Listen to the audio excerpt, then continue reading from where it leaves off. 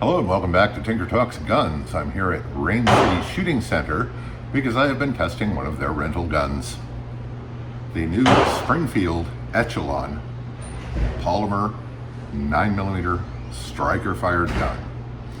And the immediate question when this was introduced for me and many others was, do we really need another striker fired polymer frame 9mm? It's a valid question.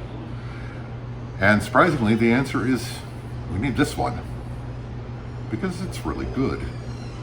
It shoots extremely well. It has a very good trigger for one of the breed, and it has a lot of really thoughtful features. Plus, it's a chassis-based system. The standard part is a removable fire control group, and they, and no doubt everyone else, will very shortly be introducing a lot of options in terms of handles.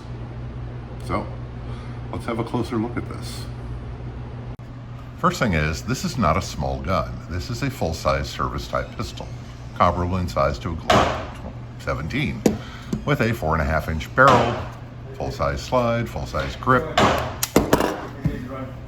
a magazine that shoots out very well, 17-round capacity, and a striker-fired mechanism. Where you first start to notice things is the ergonomics. The texture is pretty good and feels very good, very non-slip in the hand, not at all abrasive. Now, personally, I prefer something a little more aggressive, but this is good. They also put stippling up here where your thumb goes, which is apparently quite the concept because other people don't, and I have never, for the life of me, understood why. The sights are good. There is a big dot front sight with a tritium insert as standard, with a U-notch rear, and sight acquisition is very quick, and precision is pretty good, about what you'd expect for a service-type pistol with a decent trigger. Another thing that they've put in that is just brilliant is a lot of people will put a little texturing right here.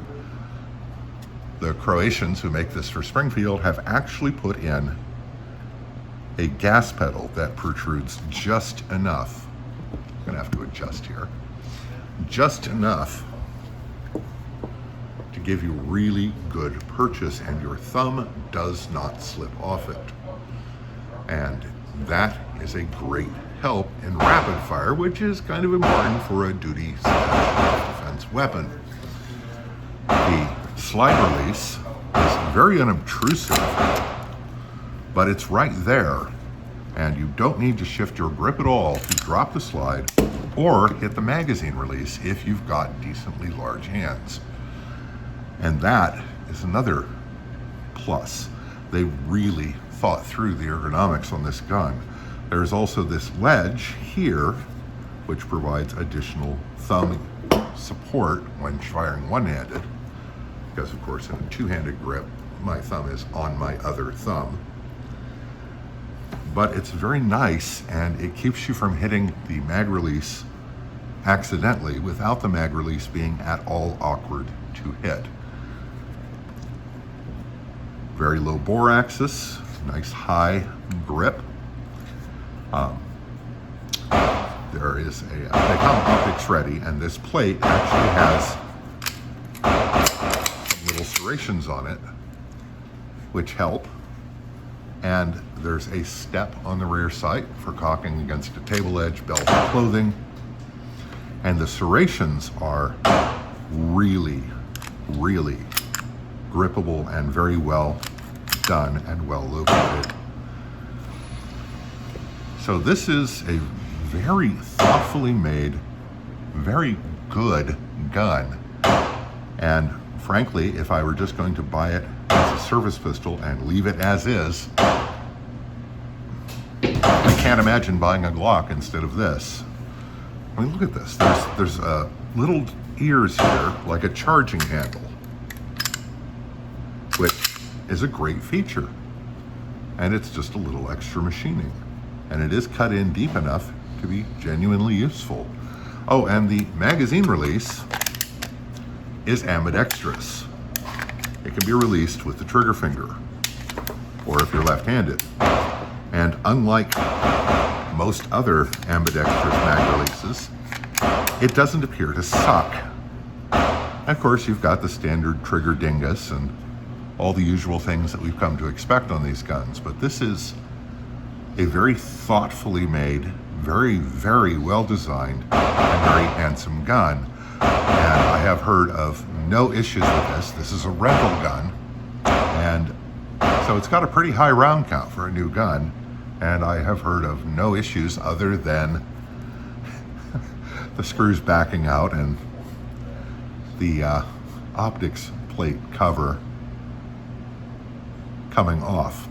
Now, it's the other interesting thing about this is, while it is pretty standard these days to put an RMR cut on a new pistol, this has a system of, rather than plates, there are pins, inserts, and all sorts of little doodads so that you can basically fit virtually any pistol red dot on this.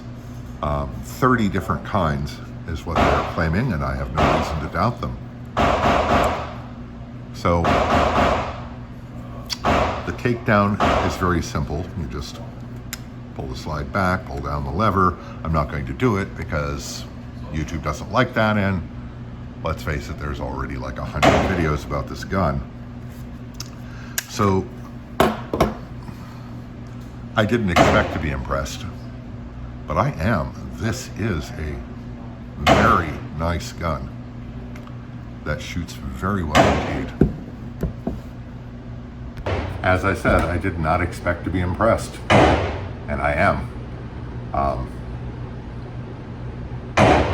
I got nothing. I mean, I literally have no issues with this gun whatsoever. Ergonomics are great, feel in the hand is good, thoughtful design elements, well made, reliable.